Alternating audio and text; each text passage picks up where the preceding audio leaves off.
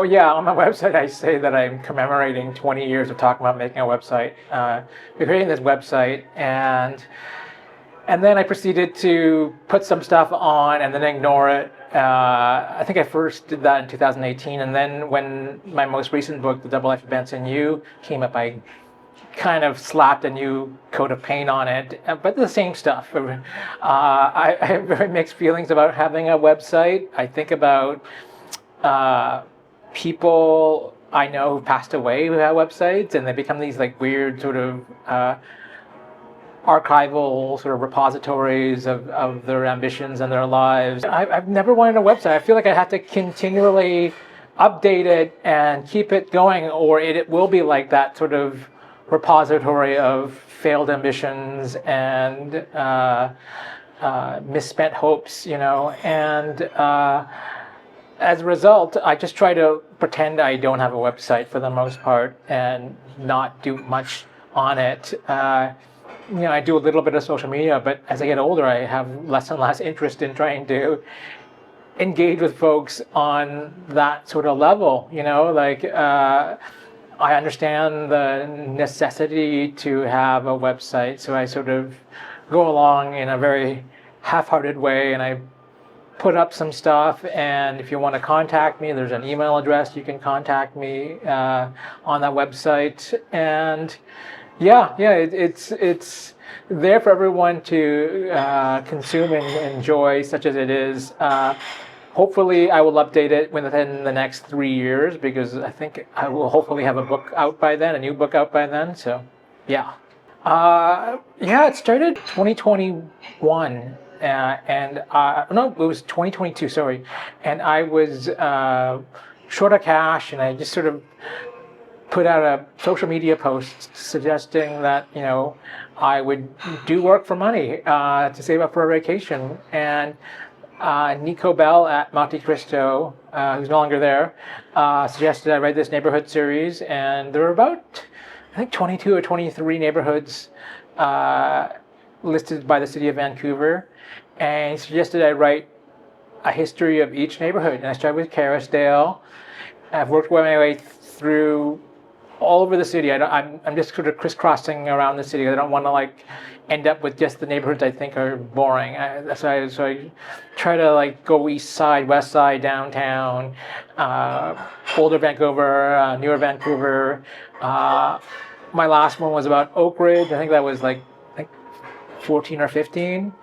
And I'm writing on Mount Pleasant right now, and I'm learning interesting things about Mount Pleasant. I think hopefully one day I can put all these neighborhood histories in a book. That's a goal of mine in the back of my head. I don't know if that's going to happen, but I at the very least hope to write a neighborhood history for each and every neighborhood in Vancouver. I used to be a full-time freelance writer for newspapers and magazines, and I wrote a lot of pieces at that length. And it's funny, there are some neighborhoods in Vancouver where writing 1,000 words involves sort of picking and choosing and condensing. I think writing about the West End, for instance, I think I could have written 2,000 or 3,000 words. But then there are other neighborhoods where you kind of have to use your imagination more and sort of focus on certain aspects, certain historical buildings or schools, for instance, and kind of build up to the 1,000 words. Having said that, all the neighborhoods are really, really interesting and say something about the city. And I try to use a neighborhood to talk about something that has affected various parts of the city, but use that neighborhood as a bit of a keyhole. I think when I was talking about Killarney, for instance, I talked about how in the 1980s and 90s, people were complaining about Munster homes, so-called Munster homes built by Asian families around that time. And that wasn't happening just in Killarney, it was happening all over Vancouver. But I found some interesting sort of archival stories about people complaining about it who lived in Killarney, and I chose to set it there. Well, I think I had, with the plague, writing about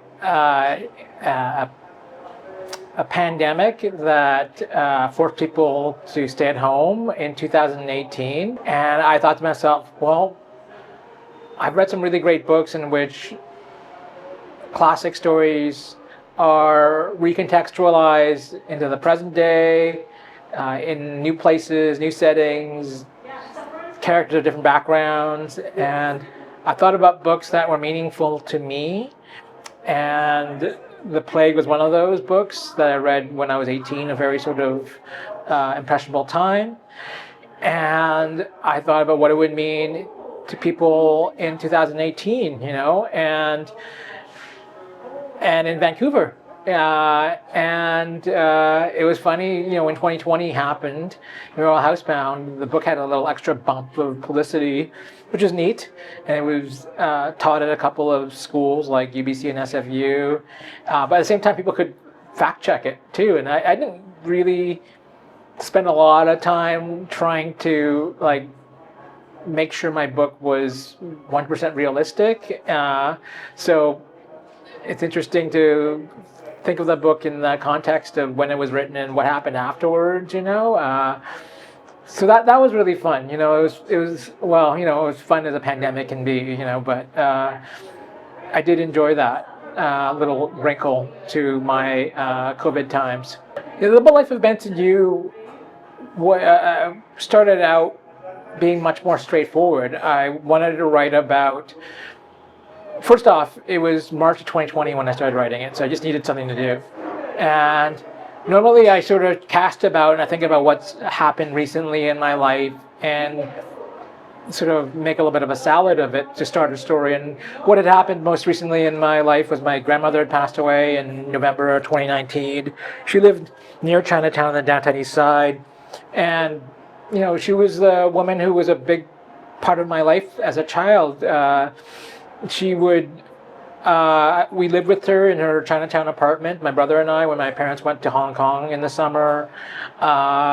She would come care for us when we lived in the suburbs. She'd take 2 long buses to get to Ladner and then, make sure we were fed. And then when my parents got home, she took another bus back to Chinatown, every day until my brother was 16. And so she was a really important person in my life. So I wanted to kind of write a story about a boy living with his grandmother, in a way just to evoke her. And bad stuff had to happen. And at some point the grandmother passed away and the boy's on his own. And I had set up that the boy was being sent to his father, and I had no idea how to write a compelling father character. I'd set him up to be such a bad person, and I didn't know how to do that. And then I was down on folding laundry or something, and it occurred to me, what if the father was the boy himself? And that's doesn't make sense at all. But I was like, if that were the case, then it's a story about storytelling. And why would someone need to tell a story about himself as a young person? And then it's sort of like a story about little relationships we have as children and how we think they're one thing because we're children and naive, and how to grow older we see sort of darker sort of shadows sort of form on those relationships and those memories. I was reading a book recently by a writer who talked about how, I think it was by Michelle de Kretzer, and she was talking about how people sometimes have weird feelings as children. They know something is not right, and sometimes it happens outside of I'm really butchering this quote, but it happens outside of language. It's knowledge that happens outside of language. This weird feeling, and I think that is in some ways what I was trying to write about in Benson Yu. Someone's telling a story, and he can't tell it right because he can't admit to being a victim. And so in some ways he makes his abuser a hero, because I've been in relationships where I've had friendships where I think someone is my best friend and someone who supports me, but really they're undermining me, or they're doing things that manipulate me, and I couldn't admit to myself at the time because I was too proud, and I think a lot of people have relationships like that growing up and even to this day. Yeah.